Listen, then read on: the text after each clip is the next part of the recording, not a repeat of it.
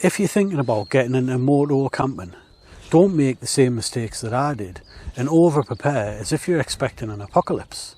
Today I'm going to run through the items that I think you should bring and the items that you should leave at home.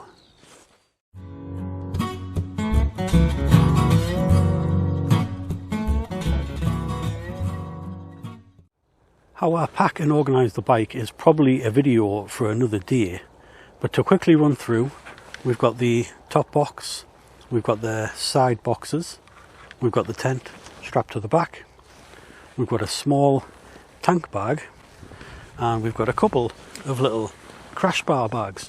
But it means with this setup I don't have to unpack the whole bike just to pull over to have a coffee.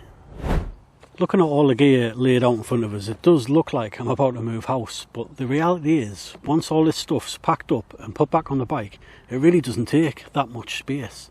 And one lesson I have learned is, on the more trips I go on, generally the less stuff I bring along.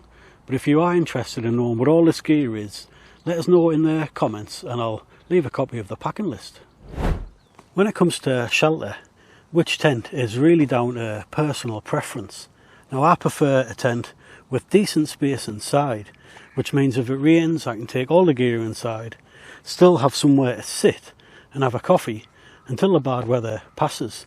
And on top of that, I always bring a spare ground sheet and a hammer for knocking in the pegs. If there's one area that I recommend you never skimp on in terms of costs, is your sleeping setup. Now I always bring 3 items. We've got a 3-season X-Bed sleeping bag, we've got an X-Bed airbed, and last but not least, we've got a small inflatable pillow. Now a combination of these 3 items makes sure that I always have a good warm night's sleep after a long day's riding, and I'm ready to go the next day. Now I am trying to film with a camera that is not waterproof, and as you can see and probably hear, the heavens has opened up. I guess this is a valid point when it comes to camping. Expect the unexpected. The cooking setup is deliberately simple. I'm not trying to run a camp restaurant. So what we've got is the fire maple stove with a gas canister inside. We've got a mug, we've got some coffee, condiments, some sweeteners, knives and forks. And I always keep food very simple. So it's just a basic tea, a basic breakfast, and a couple of coffees. So it means I'm spending less time cooking and more time enjoying the trip. If you haven't been motor camping before, or camping at all for that matter, I think today has been a perfect example of how things can change very quickly. We've had glorious sunshine, it's now overcast, we've had strong winds, we've had heavy rain, we've pretty much had every season in the last couple of hours. But for me, that's part of the fun. It's part of the excitement of adjusting and adapting to what's happening around you. In terms of things you don't need to bring is a portable toilet.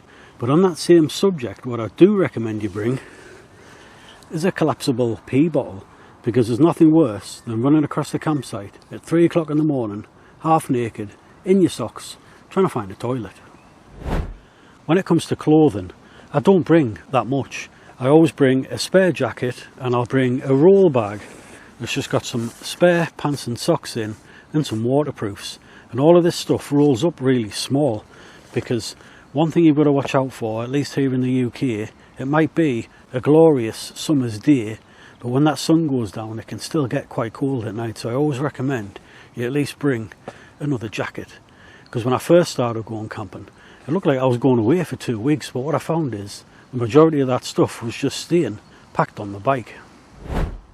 One area that's often overlooked is safety and security. So no matter where I'm going on my bike, I always bring along my light lock, because you don't know where you need to park for a couple of hours, and I'd rather not chance it. And another key point is cash. A lot of campsites here in the UK don't have card machines, so it's always best to carry a couple of notes and some loose coins. And I think lastly, in terms of safety, is if you're on any sort of medication or you need any tablets, don't forget to bring them along. These next items are not essential, but they are very important in making the whole experience a lot more comfortable, and that is a small folding table and a small folding chair that I'm sat on now, because if you've been riding all day, you've just got all your gear set up, there's nothing better than just kicking back in a nice comfortable chair and having yourself a coffee or a cold beer. There is one other little side subject that I wanted to discuss, and that's around what bike you've got. Now, you might be watching this video thinking, well, I've got a sports bike or I've got a cruiser, but I really want to go camping, but I haven't got the right bike for it. You can take any bike camping, and all you've got to do is watch some of my previous videos where last year I took the Street Triple on a 3-day tour and camp, and during those 3 days I managed to store enough food and all the gear on the bike. And just a couple of weeks back I went moto camping with Monkeywood Jr. on his scooter, my Street Triple, and again we managed perfectly fine. So you don't need to go out and buy an adventure bike. The chances are you can use what you've already got. And because I record videos for YouTube, I've got to carry a mobile studio around with us. So that consists of a spare camera and selfie stick. We've got the case and all the accessories for the camera that I'm using now. We've got batteries for the camera, spare storage, more batteries for phone and other devices, and then a whole series of wires to make sure I can get all of this stuff connected up. I have got one little confession to make for one critical item that I forgot to bring with us today. And here's the first clue. Just look at how much the bike is leaning over. What I'd left at home was the side puck stand. So I've had to use this little plastic bottle here just to stop that sinking in the grass any further than it is now. My new motto is very simple, and that's keep it simple. So I've found as the more camps that I've been on, the less gear I start bringing, and it's just more enjoyable. So if you've already got a tent, you've already got a sleeping bag, you're a lot closer to motor camping than you might think. Because I wouldn't recommend that you go out there and spend a fortune on new gear.